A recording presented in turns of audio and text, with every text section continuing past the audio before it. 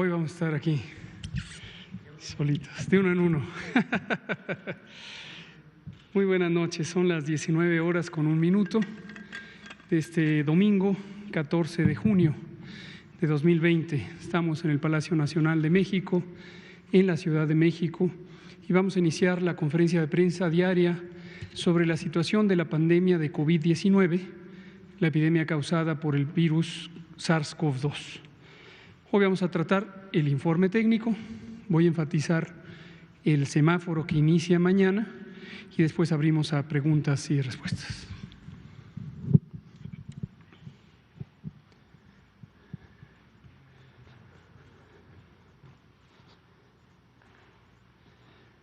Catorce días desde que empezamos con el nuevo periodo, el periodo de la nueva normalidad.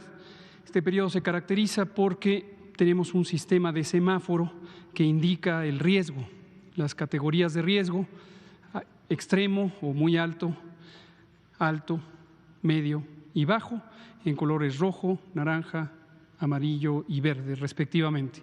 Este semáforo, como comentaré ahora, es una medida que toma en cuenta la ocupación hospitalaria por personas que tienen síndrome respiratorio agudo grave, la ocurrencia de nuevos casos, la velocidad a la que se registran los nuevos casos, la velocidad a la que se ocupan los hospitales que están designados para la atención del síndrome COVID y, por último, la proporción o porcentaje de personas que tienen muestras para estudios de laboratorio que son positivas para el virus SARS-CoV-2. La siguiente, por favor. Este es el semáforo que empezará mañana y cada ronda de evaluación del semáforo dura una semana. Empieza el lunes, en este caso empezará mañana, lunes 15 de junio, y concluirá el próximo domingo 21 de junio. Quizá, espero que se vea el contraste de colores. La mitad del país, 16 entidades federativas, están en color naranja, el resto están en color rojo. Vean, por favor, que existen tres elementos de información. Uno es el color de la entidad federativa y el otro es la existencia de un triángulo hacia arriba o hacia abajo, y lo tercero es el color de ese triángulo. Veamos algunos ejemplos. Baja California Sur está en color naranja. Esto quiere decir un riesgo alto, por debajo del extremo o de muy alto, que es rojo, y por arriba del medio, que es amarillo. Pero tiene también un triángulo que va hacia arriba y este triángulo está de color rojo. Esto quiere decir una tendencia al incremento de casos, de hospitalizaciones, de ocupación hospitalaria o de porcentaje de personas que son positivas al virus SARS-CoV-2. Cuando ocurre una situación así, la recomendación es aprovechar la circunstancia de que se está en un riesgo alto, pero no extremo, para instrumentar las medidas que ahora comentaré en las siguientes dos diapositivas, pero considerar que podría cambiar la situación en el curso de la siguiente semana y, por lo tanto, extremar las precauciones sobre las personas que regresan al espacio público a hacer actividades laborales o actividades sociales y poner en práctica de la manera más rigurosa posible los diversos protocolos de seguridad sanitaria.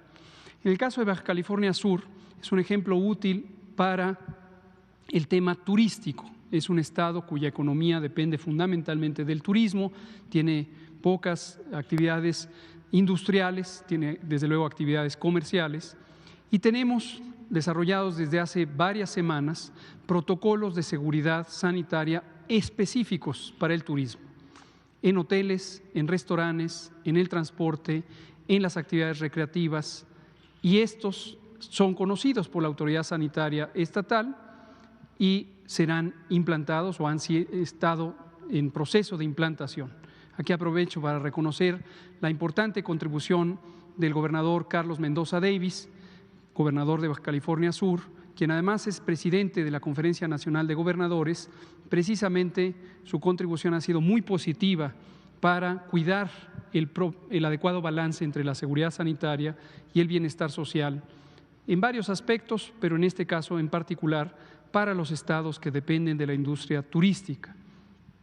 Veamos otro ejemplo, acaso contrastante, y también de un estado que depende del turismo como fuente principal de su economía, Quintana Roo. Quintana Roo también tiene color naranja. Esto quiere decir que su condición de riesgo epidémico de COVID en este momento está en condición alta, pero tiene un triángulo que apunta hacia abajo y es de color amarillo. Esto habla de una tendencia al descenso de las condiciones de riesgo epidémico, pero este descenso es moderado. Entonces son tres elementos: el color del estado, la dirección del triángulo y el color del triángulo. Y aquí se ve específicamente lo que significa. Un ejemplo más, veamos un ejemplo más, ahora con un estado que se encuentre en color rojo, el estado de Puebla. Puebla se encuentra en color rojo. Esto quiere decir riesgo epidémico máximo, de acuerdo a los indicadores ya comentados. Y tiene, en lugar de un triángulo, un cuadrado. Y este cuadro está de color naranja. Esto lo que quiere decir es una situación de estabilidad en su epidemia. Eso se puede ver en dos sentidos. Es positivo que sea estable porque quiere decir que no está incrementando, pero también se puede ver en un sentido de alerta. No está tampoco disminuyendo, como si está disminuyendo Quintana Roo o Tabasco o la Ciudad de México. La Ciudad de México, que tiene un triángulo amarillo, también está en descenso, igual que Tabasco, igual que Quintana Roo. Entonces, esa es la manera en que se interpreta el semáforo. Uno más, Baja California tiene también un triángulo en descenso, está de color rojo, está en riesgo máximo, pero ya se encuentra en descenso. ¿Por qué razón? Porque Tijuana, su ciudad más poblada, se encuentra en un claro descenso. Y esa es la manera que seguiremos trabajando durante las siguientes semanas. La siguiente. Retomamos esta misma tabla que ya conocen ustedes, le hemos quitado ahora lo amarillo y lo verde, dado que ninguna entidad federativa está en esas condiciones, para no causar ninguna confusión. Veamos algunos ejemplos. Destaco aquí que se trata de ejemplos. No quiere decir que estas actividades agotan todo el repertorio de actividades. En cada entidad federativa existe una diversidad de actividades sociales, laborales o recreativas o culturales que deben ser interpretadas a la luz de los principios generales del semáforo y de estos ejemplos. Hoteles. La ocupación hotelera se ha considerado que se restrinja entre 25% cuando se encuentra en el semáforo rojo a 50% cuando se encuentra en el semáforo naranja. Ayer me preguntaban por Quintana Roo. Voy a aprovechar esta situación para poner un ejemplo. Quintana Roo está en una fase de descenso, todavía está en rojo, pero está en una fase de descenso.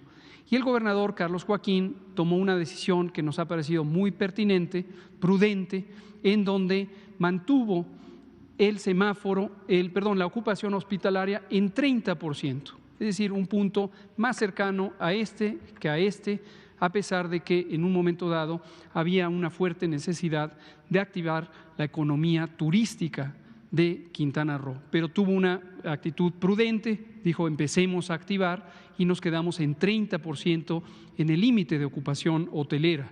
Lo mismo pasó en Baja California Sur, por mencionar estos dos ejemplos. El tema de restaurantes, cafeterías, también se recomienda deseablemente cuando se está en semáforo rojo, no abrirlos, tener solamente servicio a domicilio, pero aquí pasamos a 50%. Hemos de destacar, lo habíamos dicho muchas veces, esto es un proceso gradual.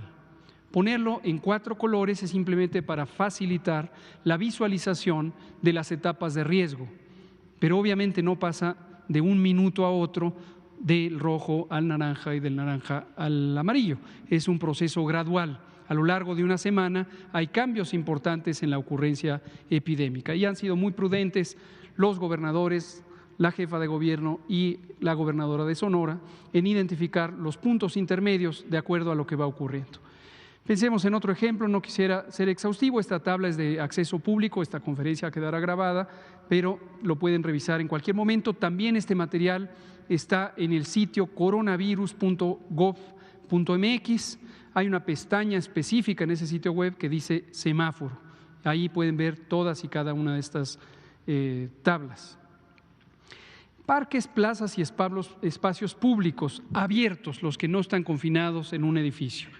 En color rojo ya habíamos dicho, interesa mantener ya la posibilidad de que las personas puedan acudir, particularmente a aquellos parques o jardines que les quedan cerca, y consideramos una ocupación o uso de aproximadamente el 25% de los sitios que se usan para estos fines. En naranja pasamos a 50%, se abre un poco más la actividad. Siempre es preferente que sea la actividad local. Entre más cercana sea la actividad, menor es el riesgo de que existan contagios. Entonces, si es el parque de cerca de casa, mejor que sea ese, que no sea uno que está remoto, porque eso contribuye más. Entre mayor movilidad, el rango de movilidad, se contribuye más al riesgo de una reactivación de la epidemia.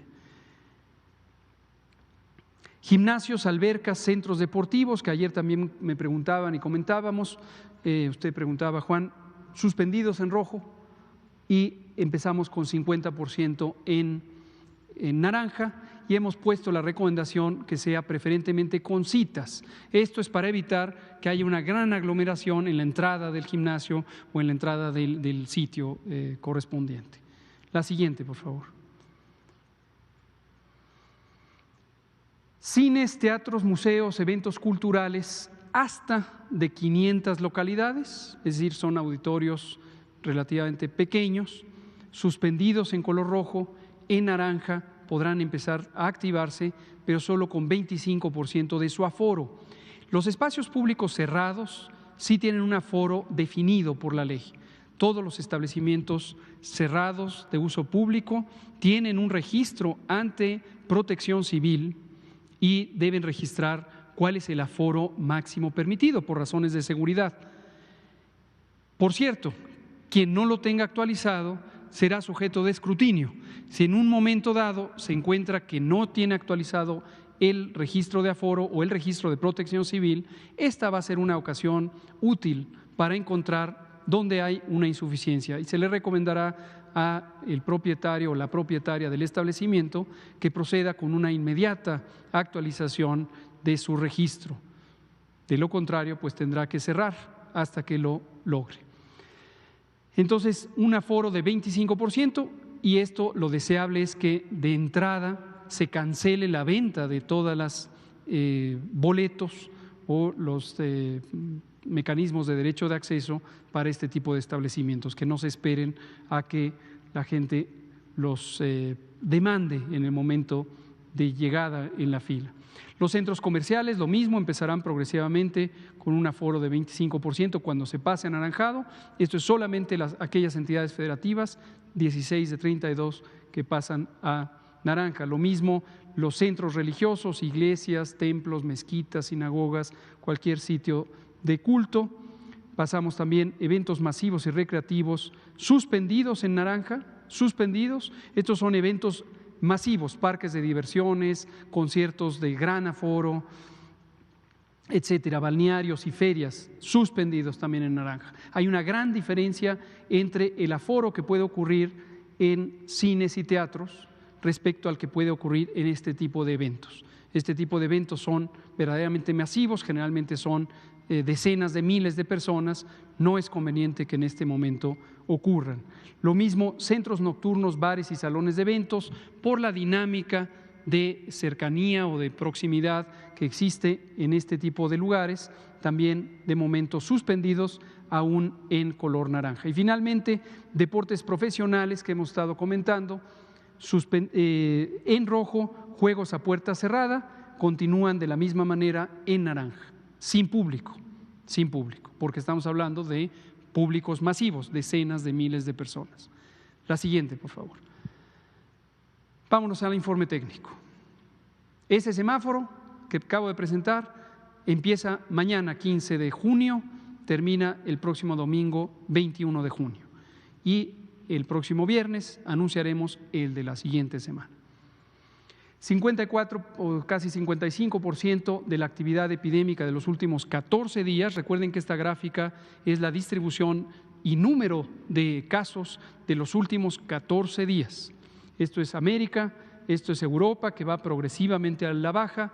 No lo hemos mencionado mucho, pero Mediterráneo Oriental va hacia la alza, lo mismo que Asia Sudoriental, pero indiscutiblemente la región de América, donde está desde luego México, es la zona más activa de la epidemia. 23% es la proporción de personas que se han mantenido con actividad epidémica en los últimos 14 días y esto ha variado poco a lo largo de los últimos 10 días. Lo mismo la tasa de letalidad general. La siguiente, por favor.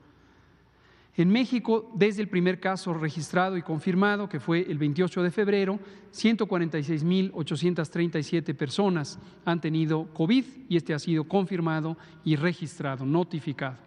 22.398 personas lo han tenido en los últimos 14 días y desafortunadamente 17.141 personas han perdido la vida por presentar la forma grave de COVID, que es una forma con una alta letalidad.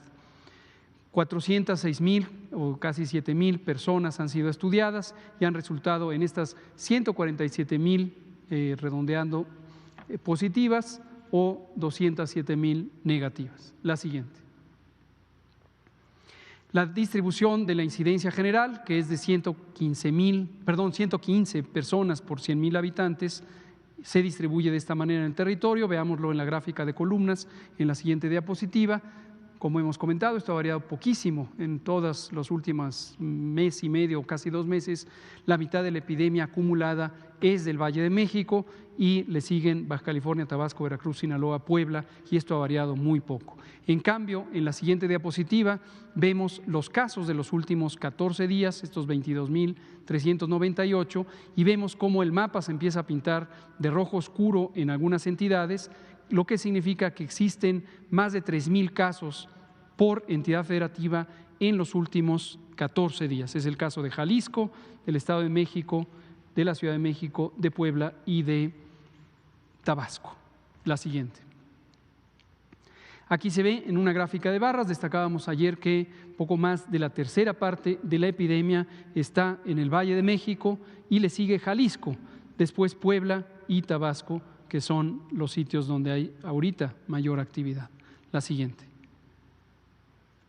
La incidencia, para poder comparar poblaciones que tienen tamaños diferentes, 17.5 personas por cada 100.000 habitantes en cada una de las entidades federativas, suman la incidencia general del país en su conjunto. Cuando lo vemos en la siguiente diapositiva podemos distinguir con mayor precisión el cambio que ha ocurrido en respecto a hace 15 días y de la última semana. Vemos a Durango, Zacatecas, Baja California Sur y ahora Nuevo León en una fase clara de ascenso, también Tamaulipas y Jalisco y posteriormente otros estados. Por su parte, quienes han descendido han sido Baja California, Guerrero, Chiapas, Chihuahua y Sonora. La siguiente. La mortalidad, comentábamos ayer, que se mantiene con una larga meseta, el número máximo de casos ha llegado a 450 casos fatales y esto ocurrió hace 9 días y después se ha mantenido también durante más de 22 días en esta meseta. Y recuerden que siempre esta última parte de cualquier curva epidémica, ya sea de casos o de defunciones, no es interpretable porque cambiará. Mañana que veamos estos últimos días, veremos que existe un número mayor de lo que hoy estamos presentando. Por ejemplo, hoy que es 14 de junio, hay estos poquitos casos fatales, pero mañana habrá seguramente nuevos datos que brinden los estados, y esto se actualizará y aparecerá posteriormente el día 15. La siguiente. Aquí lo vemos por entidad federativa, cómo se distribuye, cambiando muy poco también en las últimas ya varias semanas, 4 o 6, y cómo también existe una proporción pequeña de pendientes de actualización. La siguiente. Los casos confirmados en rojo y los casos sospechosos que están en proceso de estudio en amarillo o en color naranja se van presentando a la velocidad de la epidemia, y todavía es muy temprano para ver un patrón de estabilización a nivel nacional. Hemos dicho, lo repito por si acaso surgiera nuevamente la duda, la epidemia empezó el 28 de febrero en México y terminará en octubre, cuando tomamos el conjunto del país. Pero está compuesta de múltiples pequeñas epidemias o medianas o grandes epidemias, como la del Valle de México, que es la mitad del conjunto de la epidemia en el país, y por lo tanto un punto intermedio entre el 28 de febrero y la tercera semana de octubre es justamente estas semanas, las 2 finales de junio y las 2 primeras de julio, donde se espera, de acuerdo a las predicciones, que empiecen a entrar en estabilidad las distintas epidemias locales y posiblemente a entrar en una meseta que posteriormente será seguida de un descenso. La siguiente. Aquí vemos también lo que hemos comentado del rezago de notificación, de confirmaciones. Varias entidades federativas, todas las que tienen una porción de la barra en color naranja, está pendiente que confirmen sus resultados de los casos sospechosos. La siguiente. Y aquí el proceso de acumulación desde el inicio de la epidemia, su fase inicial de lento crecimiento, su punto de inflexión cuando empezó el crecimiento exponencial y después continúa este crecimiento exponencial. Hoy se suman 4.147 casos nuevos comparados con hace 24 horas, que en este caso representan 2.9%. Ayer fue 2.5%. Y todavía en esto no se ve tampoco una tendencia a la estabilización a nivel general. La siguiente. La ocupación hospitalaria afortunadamente se ha mantenido muy estable, hay un buen porcentaje de notificación, se ampliaron los hospitales designados COVID, como pueden ver ustedes ahí, 802 que ahora han sido designados y 750 de ellos, que representan el 94%, son los que confirman. Se encuentran ocupadas en este momento 38% de las camas destinadas a personas críticamente enfermas y 44% de las camas generales. La siguiente. En estas gráficas de barras que ustedes conocen muy bien, en el extremo derecho se ve la situación nacional, de ahí las letras NAC, 44% de ocupación en camas generales. Si lo queremos ver por entidad federativa, tenemos el Estado de México con 74% de ocupación, seguido de la Ciudad de México, posteriormente Tlaxcala con 66%, Sonora con 56%, Guerrero con 55% y así progresivamente. La siguiente. Y lo mismo aquí en el nacional, en el extremo derecho, en la última columna, 38% de ocupación de camas destinadas para personas que usan ventilador mecánico porque están críticamente enfermas, y por entidad federativa el Estado de México 65%, Ciudad de México 63%, Baja California 59%, Sonora 56%, Puebla 51% y así progresivamente. Y en la última diapositiva lo que podemos ver es la progresión de los hospitales. Esto es parte del trabajo de reconversión hospitalaria. Hoy el presidente grabó un video que se hizo público, se puso al público y justamente comenta de este proceso de transformación del Sistema Nacional de Salud. Ha sido un reto muy importante y cabe siempre recordar la importante limitación que tenía en términos de cobertura nuestro Sistema Nacional de Salud. Todo sistema de salud en todas partes del mundo ha enfrentado el enorme reto de tener suficiente capacidad para recibir a las personas que tienen el síndrome COVID en condición suficientemente grave o muy grave para ser hospitalizadas o bien hospitalizadas y manejadas con ventilación mecánica asistida.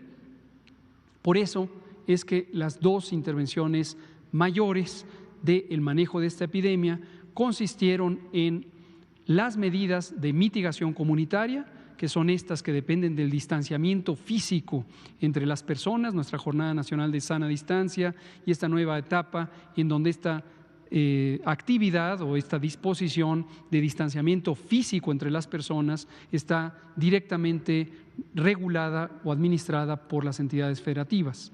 Esto, como explicaba ayer el doctor Ricardo Cortés, nos llevó a una reducción muy sustancial en el número de contagios y se ha podido hacer una epidemia mucho más lenta. Como consecuencia, en vez de tener el punto máximo de la epidemia al inicio, en las primeras 6 semanas, lo tuvimos hasta mayo para la Ciudad de México y posteriormente los demás estados que lo han ido presentando. Además, la cantidad de personas enfermas en el mismo día disminuyó sustancialmente. El cálculo lo presentamos en su momento para el Valle de México con una reducción de 81%. Entonces, lo que en su momento implicaba que podríamos necesitar hasta 4.500 camas de terapia intensiva en un mismo día, no superó afortunadamente lo que fue el resultado de la intervención y fue aproximadamente 1.600 a 1.800 camas en un mismo día. Y aquí se ve la progresión de los hospitales que han ido abriendo para las instalaciones COVID. En el curso de la siguiente semana se harán inauguraciones precisamente de algunos de estos hospitales y son hospitales, más de 39 de ellos, que habían sido abandonados. Eran obras o bien de remodelación o de construcción que quedaron abandonadas. Se aprovecharon. Nuestro agradecimiento a las Fuerzas Armadas que contribuyeron con las brigadas de ingenieros militares y nuestro también agradecimiento al Instituto de Salud para el Bienestar, el INSABI, que coordinó y financió todos estos procesos de reconversión hospitalaria. Es la última, me parece. Vamos a abrir entonces a preguntas y respuestas cuando son 19:28. Vamos a darle la palabra a usted, Juan Hernández, por favor. Buenas noches, señor subsecretario. El caso de Querétaro está en rojo. Tiene una gran industria, hay un corredor aeroespacial y hay pueblos mágicos. Es correcto. Y bueno, la tasa de contagio es muy parecida a la nacional. Lo que sí he notado es que tiene una tasa de letalidad alta. ¿Qué comentarios le merece? Gracias, señor. Muchas gracias. Mañana precisamente voy a tener la oportunidad de platicar con el gobernador Francisco Domínguez de Querétaro, que desde la semana pasada me han mandado varios mensajes, se lo agradezco, gobernador, actualizándome sobre el panorama que viven en Querétaro. No tuvimos oportunidad de platicar el jueves y el viernes, pero definitivamente hay una dedicación muy importante del gobernador a el proceso que está viviendo el Estado. Pienso que está bien cuidado el aspecto de salud. El secretario de Salud también del Estado es una persona muy competente, su directora de los Servicios Estatales de Salud, y creo que están haciendo un buen trabajo. El Estado de Querétaro representa también una de las complejidades de un Estado con una diversificación de actividades económicas. Mientras que hay estados como Baja California Sur, Quintana Roo, por mencionar dos muy emblemáticos, donde el reto principal es tener muy concentrada su tipo de actividades económicas, su actividad depende de muy pocos elementos, en este caso el turismo. Querétaro tiene una diversidad, pero varios de ellos son actividades esenciales y entonces, o incluye las nuevas esenciales. Lo mismo le pasa a Sonora.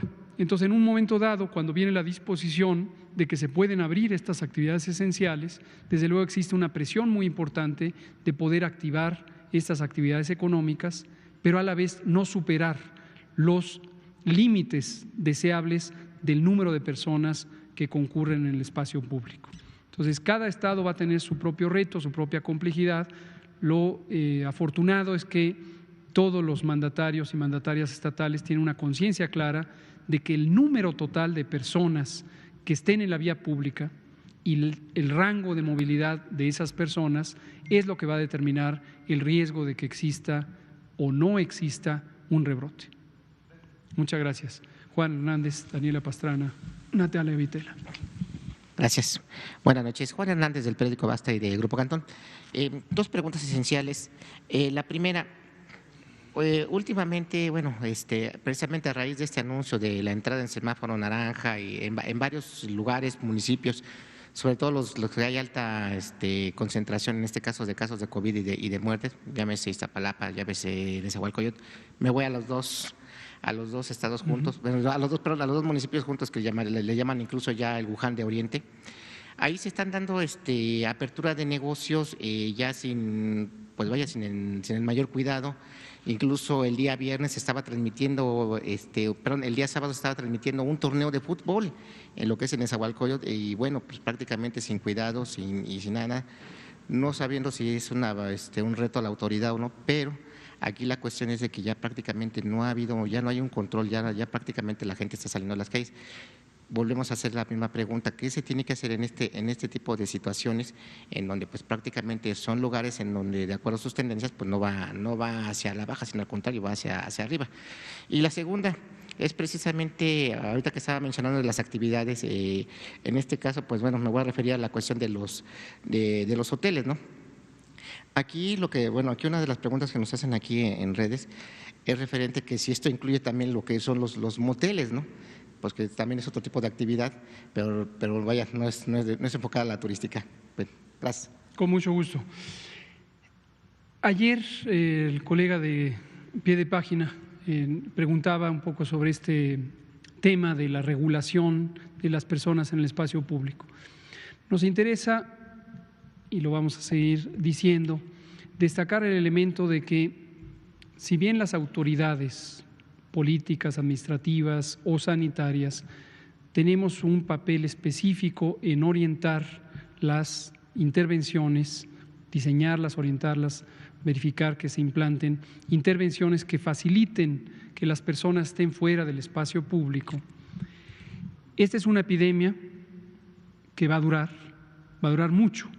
Ya hemos dicho que esta primera oleada o primer ciclo epidémico se anticipa, puede durar hasta octubre, pero posteriormente también existe la posibilidad de que empezando octubre y conjuntamente con la influenza, que es una enfermedad muy semejante a COVID, causada por otro virus diferente, pero muy semejante en su modo de transmisión, en su presentación clínica, también en que causa la muerte cuando existe una proporción de personas que se complican. Y eso va a durar la influenza octubre, noviembre, diciembre, enero, febrero y marzo. Y existe la predicción de que COVID-19 también podría acompañar a esta epidemia. Por su parte, en el mundo entero siguen activas las epidemias en varias regiones del mundo. Dijimos, lo hemos dicho siempre, América en este momento es la que tiene la mayor actividad en los últimos 14 días. Mediterráneo oriental va a la alza, Asia sudoriental va a la alza. En las últimas 48 horas se conoció que en China existen rebrotes. Esto no va a acabar pronto, Entonces vamos a tener subidas, bajadas.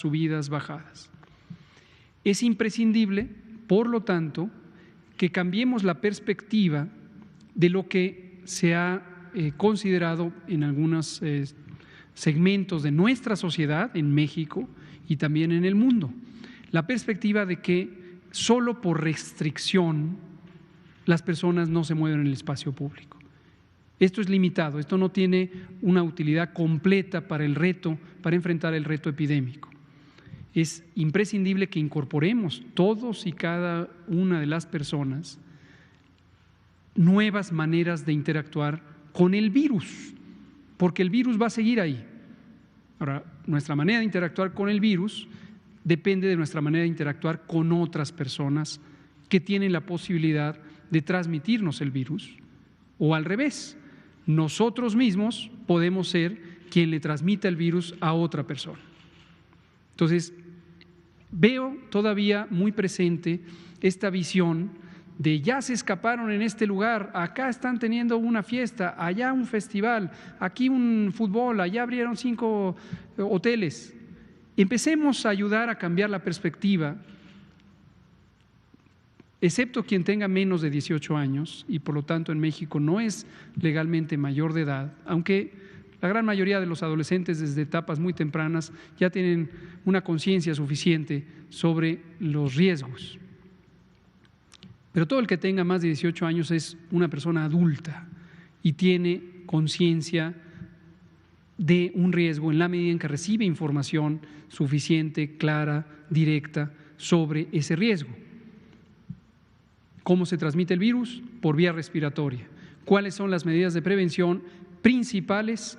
Mantenernos fuera del espacio público, es decir, quedarnos en casa siempre que esto sea posible. Si es indispensable salir al espacio público para trabajar o para estar en un medio de transporte o en el espacio literalmente público, entonces mantenernos a sana distancia. ¿Cuál es la sana distancia? 2 metros de otra persona. ¿Cuál es la parte principal? ¿La espalda? No, la cara, porque en la cara está la vía respiratoria, donde puedo recibir gotas de saliva y otras secreciones respiratorias, o puedo proyectar la saliva y las secreciones respiratorias a otra persona. Si me sorprende un estornudo, me lo tapo, no con la mano, porque con la mano lo puedo transmitir a mí mismo o a otra persona. Lo tapo con el ángulo del codo, achú. Ya, incorporemos esto y empecemos a transitar de esta idea de el municipio fulano de tal no está restringiendo, el estado fulano de tal no está restringiendo, en el país no se está restringiendo. Incorporemos también un esquema de solidaridad social, no un esquema de vigilancia y castigo. A mí me llama mucho la atención, pero de ser franco no me entusiasma, que en las redes sociales el debate es entre quien acusa que los otros hicieron algo y luego hay una réplica de quien se queja que lo están persiguiendo. No tiene sentido, no acusemos, contribuyamos a que exista esta conciencia del riesgo y de los elementos de información que son relativamente simples sobre lo que sí sirve para disminuir el riesgo. Pienso que es lo que hay que hacer. Gracias, estimado Juan. Daniela Pastrana, a pie de página. Gracias, doctor. Buenas noches. Le quería preguntar sobre este asunto de los hospitales reconvertidos, los 39 que dice que se van a inaugurar. Nosotros publicamos un trabajo hoy en Quintana Roo, pero es una muestra de lo que pasó o lo que ha pasado en el país. En los últimos 5 años hubo una cantidad de facturas falsas que generaron pues un desfalco importante en el sistema de salud allá y eso está extrapolado, ¿no? Entonces, la pregunta es sobre lo que sigue, pensando que esta epidemia puede pues quizá tener 2 años, no sé, la última, la de 1918 fue de también 2 o 3 años.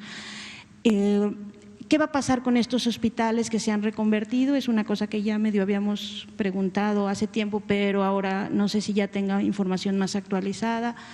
Se van a utilizar estos 39, va a haber, o sea, considerando esto que acabamos de escuchar, ¿no?, que van a subir, va a haber distintos niveles de epidemias en distintos momentos.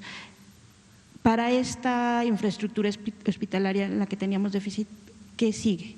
Muchas gracias por la pregunta, Daniela Pastrana, de pie de página. Solo para precisar, no es que 39 se van a inaugurar, me referí en esta semana que tiene algunas actividades de supervisión el presidente, se van a inaugurar al menos 1 o 2. Los otros 30 y tantos, o 38, 37, ya están activos, ya están funcionando, se empezaron a abrir, no hubo ninguna ceremonia especial de inauguración, había que tener la parte más importante que es que funcionara.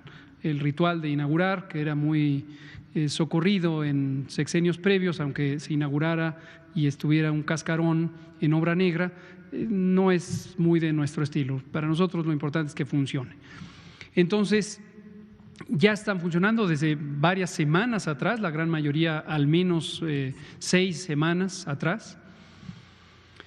Y la pregunta es sumamente relevante, ¿qué vamos a hacer con esta capacidad instalada? No son solo 39, hay 804 hasta el día de hoy hospitales designados para la atención de personas con infección respiratoria aguda grave una proporción muy alta de ellos, 74%, tienen infección por el virus SARS-CoV-2. Sabemos que es muy probable que en octubre haya una segunda oleada, un segundo ciclo en todo el hemisferio norte. Esto es por la estacionalidad de la influenza. Sabemos también que en varias de las pandemias de influenza, efectivamente la de 1918-19, también la de 2009, se prolongó en estos ciclos de aumento y disminución cerca de 3 años. Y para el caso concreto de COVID, aún tenemos en el mundo entero importante incertidumbre sobre la inmunidad. A diferencia de la influenza, donde sabemos que en 1 año y medio después de la epidemia de 2009, en México teníamos 66% de personas que ya tenían anticuerpos contra la influenza y sabíamos además que esos anticuerpos eran neutralizantes, es decir, capaces de inactivar al virus. En este caso todavía no. En COVID todavía no se sabe eso, no se sabe si los anticuerpos se generan en todas las personas infectadas, no se sabe a qué velocidad se generan y no se sabe si son neutralizantes, es decir, protectores. Entonces, todavía tenemos que estar con mucha precaución. ¿Qué vamos a hacer? Ya lo estamos trabajando. En las últimas 2 semanas en particular hemos estado revisando escenarios y lo vamos a seguir a lo largo de las siguientes pocas semanas de cómo podríamos conservar esa capacidad instalada de la reconversión. Pero un reto muy importante es atender a las personas que tienen otras enfermedades. Y esto no puede estar a perpetuidad, estas personas, sin una posibilidad de ser atendidas.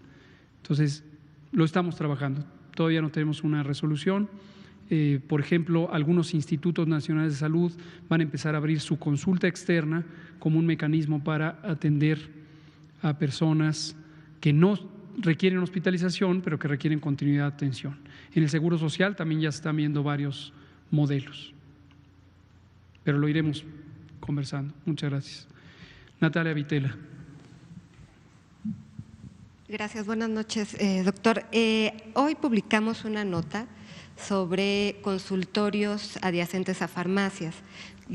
Hablamos de que médicos están más o menos transfiriendo conduciendo a 36,000 al día con sospecha de COVID. Lo que quiero saber es si recibieron alguna capacitación estos médicos y si tienen información de cuántos médicos de estos consultorios han salido contagiados o tienen COVID. Eso sería por un lado. Y por el otro, hablaba usted del mensaje que dio hoy el presidente. Dice él que la pandemia ya va de salida y invita a los mexicanos a salir y cuidarse solos. Entonces, quería preguntarle si no es un mensaje confuso o crea confusión, justo por los datos que nos presenta hoy, ¿no? Panorama, estamos pintados de rojo y naranja, hay 22,000 casos activos y 17,000 fallecimientos. Y bueno, y justo la OMS también ha hablado de que, o pide al gobierno que los mensajes sean más contundentes y que no sean confusos. Gracias. Con mucho gusto. Respecto a consultorios adyacentes a farmacia, estos consultorios proliferaron enormemente durante los últimos 6 u 8 años. Y la razón por la que proliferaron ha sido bien identificada. Hay estudios académicos, entre otros del Instituto Nacional de Salud Pública, que identifican cómo el gasto público en salud se estancó, aunque ciertamente tuvo un incremento inicial cuando empezó el modelo de financiamiento de 2003, que es el de protección social en salud, conocido como Seguro Popular. Posteriormente se estancó y ya en términos reales no fue creciendo. De hecho, en el sexenio pasado, a partir de 2015, se redujo en términos reales, se redujo. Pero no solo eso, sino que este financiamiento, en vez de destinarse al desarrollo, crecimiento, expansión del sistema público de salud, se desvió a las distintas planteamientos o proyectos de la iniciativa privada. Y la iniciativa privada es un universo muy diverso, muy heterogéneo, en donde hay desde hospitales con grandes capacidades hasta pequeñas iniciativas de menor capacidad. Concretamente, en el caso de los consultorios adyacentes a farmacia, no tuvieron durante todos esos años un esquema de certificación, no estaban sujetos a una regulación formal, más allá del aviso de funcionamiento o la licencia que les da COFEPRIS. La calidad de la atención, aunque ha sido estudiada también por algunas investigaciones de tipo académico, no tenía un mecanismo de responder ante las fallas en calidad, y generalmente estos consultorios dan servicios de 1 o 2 consultas. Es decir, para las enfermedades crónicas que requieren un seguimiento largo, no tienen estas capacidades, no les interesa tampoco, no les ha interesado tener estas capacidades. Es muy diferente atender a una persona que llega con un episodio de diarrea o con un catarro o con un evento de una sola consulta, a mantener en control metabólico una persona con diabetes o con hipertensión, mantenerla con buen control hipertensivo, o hacer una evaluación del riesgo de cáncer, o programar los tamizajes de enfermedades neoplásicas, enfermedades malignas, por mencionar solamente algunos. Pero a pesar de ello proliferaron. Entonces, podría ser que en el Sistema Nacional de Salud no había una intención de que proliferaran aquellos servicios que son de mayor calidad o con mayor probabilidad de satisfacer las demandas de servicios de salud que la sociedad mexicana tiene. Como saben ustedes, las enfermedades crónicas, metabólicas o cardiovasculares son la primera causa de muerte en México. La quinta parte de la mortalidad general son estos 2 conjuntos de enfermedad cardiovascular y enfermedad metabólica. Son las que ahora están causando el impacto mayor de COVID, como lo hemos dicho. Pero esto no pareció estar en el empeño del Sistema Nacional de Salud en 8 o quizá 10 años. Ahora, ¿qué hay de los consultorios hoy?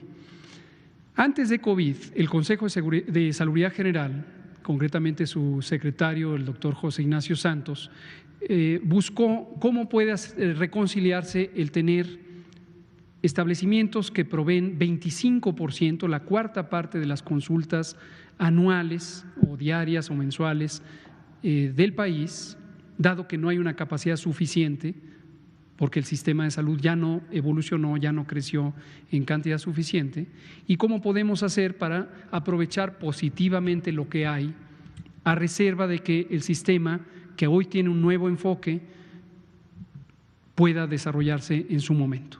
Y trabajó con las distintas asociaciones de farmacias de las que dependen estos consultorios para que se alinearan a una serie de criterios correspondientes a la certificación misma, que es una atribución del Consejo de Salubridad General. Luego llegó el COVID y, aprovechando este trabajo previamente hecho, se buscó cooperación para que distintos módulos de entrenamiento se pudieran implantar en el personal que atienden estos consultorios, y también en las pantallas que a veces hay, pantallas de televisión que hay en las salas de esperas de estos consultorios, generalmente donde transmiten anuncios de los productos que vende la farmacia adyacente, porque obviamente es el incentivo fundamental de tener estos consultorios, que se compren los productos a la farmacia adyacente. Son aventuras comerciales, no son servicios de salud que tengan como propósito fundamental el atender a las personas. Pero se buscó también que transmitieran mensajes para COVID. Ese es lo que conozco, el resto pues leeré el reportaje que usted me platica. ¿Médicos o personal de salud que está ahí, que se ha contagiado? No tenemos esa información. ¿Sí? Sobre la información pública. La información pública señaló efectivamente la Organización Mundial de la Salud y la Organización Panamericana de la Salud que es muy importante que en este momento que estamos con epidemias activas en todo el mundo, tengamos los mensajes continuos, claros, directos, sobre los mecanismos de transmisión, sobre los elementos de prevención, sobre el estado que guarda la epidemia. Esto es lo que hemos venido haciendo por más de 110 conferencias de prensa. Precisamente por eso el presidente definió hace más de 110 días que tuviéramos un vocero único, y tengo la responsabilidad de cumplir con esa función, porque la idea es que haya un mensaje siempre alineado a la ciencia, a la evidencia, a los criterios técnicos. La epidemia todavía le falta varias semanas, como hemos comentado, tendrá las variaciones en las distintas regiones del país, y en la medida en que vayamos incorporando nuevas prácticas, como mencionaba hace un momento, vamos a tener una adaptación como sociedad más apropiada al curso de la epidemia. Entonces, parte de los mensajes que el presidente ha destacado hoy mismo con esta comunicación en video es empezar a incorporar estas nociones que yo decía hace un rato. No hay necesidad de dejar todo al exterior, a un elemento externo. La sociedad tiene que actuar por sí misma y la sociedad tiene que incorporarse a su nueva realidad. Nuestra nueva realidad es vivir con una enfermedad epidémica que estará teniendo subidas y bajadas, pero no podemos quedarnos congelados como sociedad perpetuamente, ni siquiera por 3 años. Eso sería incompatible con la pervivencia de la sociedad. Entonces, lo que sí podemos es incorporar cambios de conducta que nos permitan, en la medida en que regresemos a las distintas actividades, las acabo de comentar, respecto al semáforo, que tengamos estas actividades en la forma más segura posible. Y por eso hemos ido desarrollando protocolos de seguridad sanitaria para los distintos sectores laborales. Estos son los que coordina el Instituto Mexicano del Seguro Social. Algunos son específicos, como para los que hay para la industria turística. La Secretaría de Cultura está desarrollando también, junto con nosotros, protocolos de seguridad sanitaria en los espacios culturales, y así iremos incorporando todo eso. Gracias, Natalia. Por favor. Gracias, doctor. Buenas noches. Mi nombre es Omar Quiroga, de Reporte Crítico, y tengo 2 preguntas. La primera, sobre los indicadores que presentó usted, con los cuales evalúan el riesgo del semáforo. Se había comentado aquí algo que usted definió como el principio de máxima precaución, que después se aclaró que hubo un cambio en esta ponderación del riesgo. La pregunta concreta en este sentido sería si esta es la versión final de la forma en cómo se va a evaluar el riesgo, o irá modificándose en el tiempo, porque es importante, medir con la misma vara el riesgo en el país. Eso por un lado. Y la segunda pregunta es sobre los derechos laborales de trabajadores y trabajadoras de la salud. Aquí se ha mencionado de forma correcta que uno de los efectos de esta privatización y pulverización de los servicios de salud es la dilución de los derechos laborales de los trabajadores en términos concretos de los contratos que tienen, el presidente López Obrador prometió hace más o menos un año la basificación sistemática de los trabajadores de la salud, y bueno, obviamente estamos en un escenario completamente distinto a lo que vivíamos hace un año, pero creo que sí sería importante mencionar cuál es el proyecto, cuáles son los planes en este sentido. Muchas gracias. Muchas gracias. Efectivamente, le contesto primero su primera pregunta sobre el semáforo. Esta es la metodología que tenemos y en todo momento tenemos esta conversación con distintas comunidades académicas, científicas, que coordina el Consejo Nacional de Ciencia y Tecnología para los fines de esta vinculación con el grupo que manejamos la epidemia de COVID. Mi agradecimiento a la doctora María Elena Álvarez Builla, quien ha tenido una actividad muy positiva en vincular a la comunidad científica, pero además en vincularla con este sentido pragmático de aplicación para el beneficio social. El repertorio de elementos científicos es verdaderamente extenso. Tenemos distintos modelos matemáticos, tenemos mapas, tenemos análisis de la movilidad en el espacio público, tenemos unos análisis de categorías de riesgo que tienen que ver con distintas variables consideradas simultáneamente. Entonces, es muy amplio el repertorio. En todo momento hay que tener conciencia de que nuestro actuar se basa en la evidencia científica y en una rigurosa análisis de la realidad a partir de la información que se genera no solamente en el Sistema Nacional de Vigilancia Epidemiológica, sino en otros distintos elementos de los sistemas de información. Por cierto, tengo pendiente comentarles que el Instituto Nacional de Geografía y Estadística, nuestro muy respetado INEGI, ha puesto a disposición una cartografía muy completa, la recomiendo mucho. Hablé con el presidente de INEGI hace unas pocas semanas, un poco más de una semana, y ya quedamos que me va a aceptar una invitación, va a destinar a un colega de INEGI para que venga a mostrarnos esa cartografía. Es muy, muy útil. Está en la página INEGI, si pudieran ponerlo rápidamente, por favor, porque se ve justo en la página principal de INEGI. Y es un ejemplo del buen uso de la información con un sentido riguroso, técnico, útil para estos fines y de acceso a la sociedad. Entonces, mi agradecimiento al presidente de INEGI, Julio Santaella. Aquí está, me paro muy rápidamente, sé que me queda medio minuto, pero aquí, ya me la cambiaron, hay un mapa, aquí. Visualizador analítico para el COVID. Esta es la página de INEGI, inegi.org.mx, inegi.org.mx. Y sale hay un problema de línea, pero sale un mapa y a partir del mapa existe un muy amplio sistema de información útil para COVID. Ahora, regresando a su pregunta, ahí está.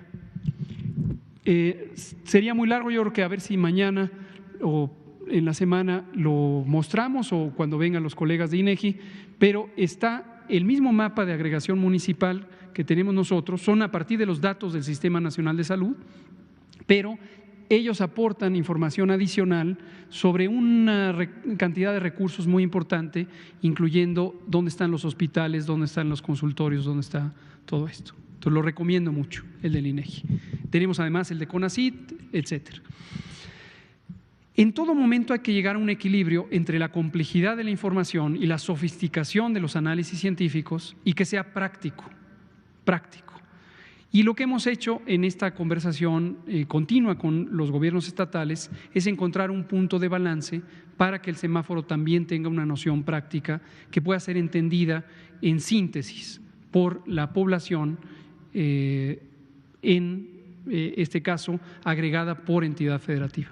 Entonces, si algo cambia, lo presentaremos, puede ser que cambie, es decir, no hay una disposición a priori de que nunca debe cambiar, al contrario, cuando hay algo que es benéfico, cambiará y aquí lo conversaremos. Sobre basificación, y con esto terminamos porque son las 20 horas, cuando se creó el Instituto de Salud para el Bienestar, que se empezó sus actividades el 1 de enero de 2020 y que reemplazó al modelo de seguro popular, fue para lograr mejorar el Sistema Nacional de Salud. Y uno de esos aspectos es los derechos laborales. Durante toda la época del Seguro Popular hemos tenido más de 300,000 trabajadores de la salud que han estado trabajando en condiciones precarias. Digo 300,000 porque van 3 rondas donde se ha hecho el esfuerzo de basificarlos, pero luego vuelven a hacerse contratos precarios, sin derechos laborales, sin antigüedad, sin servicios de salud para los trabajadores de la salud. Imagínense ustedes esto. Entonces, hoy tenemos el propósito de basificar o regularizar a cerca de 98,000 personas, que es el censo que tenemos ahorita, de los sistemas de salud, en su mayoría de los estados. Esto es para población no asegurada, es decir, no es el seguro, ni el ISSSTE, ni Pemex, ni demás, es para las secretarías estatales de salud y la Secretaría Federal. Y este es un proceso gradual que inició con la creación del INSABI y nos va a llevar, desde luego, todos los años de esta administración. Pero lo iremos informando. El INSABI a cargo del maestro Juan Ferrer y específicamente el maestro Víctor Lamoyi Bocanegra son quienes llevan esto. Lo informaremos. Muchas gracias. Son las 20:01. Aquí terminamos. Nos vemos mañana.